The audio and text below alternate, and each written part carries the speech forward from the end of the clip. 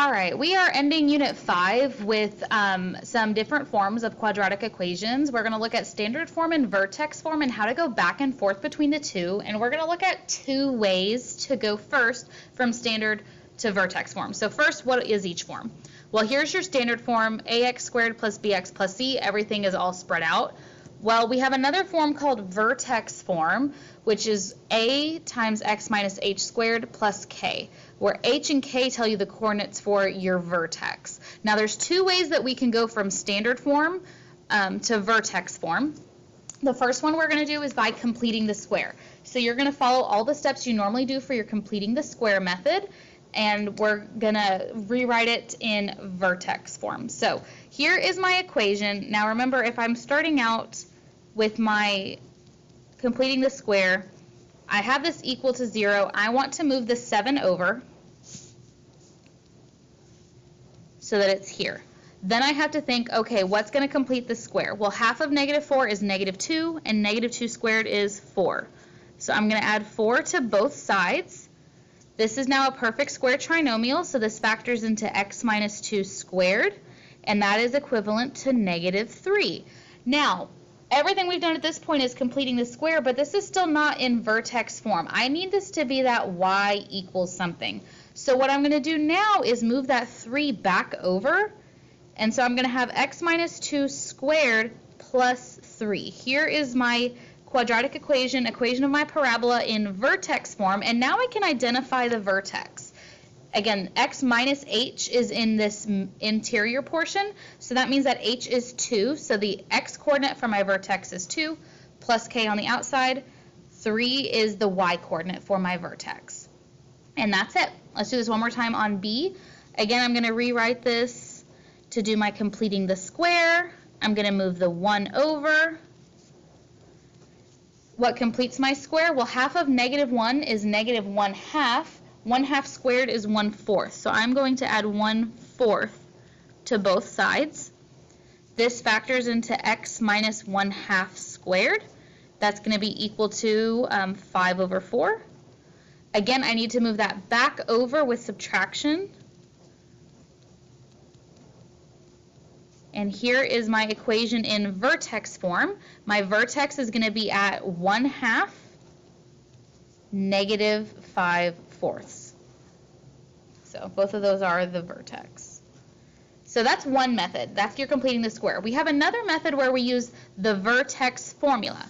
Now, this is your vertex formula. If you have your standard form of your equation, ax squared plus bx plus c, we can use a and b to tell me what h is, that x coordinate of my vertex, just by doing -b over 2a. Once I know what h is, I can plug that into my equation to find k. So that's what we're going to do next. So just to recap, that means h is equal to -b over 2a, and k is going to be f of that value when you evaluate your function at h. So on C, I need to figure out first what a, b, and c are, or really just a and b. So a is going to be -1, and b is -14 here. I get that just by looking at my equation. So h is going to be negative of -14 over 2 times -1. Well, that is 14 over -2, which is -7. Now I know h, I just need to find k. So I'm going to plug -7 into my equation. Negative times -7 squared minus 14 times -7 plus 48, -49 plus 98 plus 48 for a total of 97.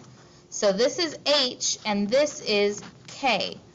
Now that I know h and k, I can put them into my equation, and I already know what a is, so that's just going to go right in the front. So y is going to be equal to -1 of x. Remember, it's minus h, and because h is -7, that's going to make this x plus 7 squared plus 97 for my k value. Okay, one more time with my vertex formula. Here a is 1 and b is -5. So h is going to be negative of -5 over 2 times 1, which is 5 over 2. It's a fraction. Don't panic though. Now I'm going to plug this into my function. 5 over 2 squared minus 5 times 5 over 2 plus 1. This is going to give me 25 over 4 minus 25 over 2 plus 1. Let's get everything into a common denominator so I can work this without a calculator.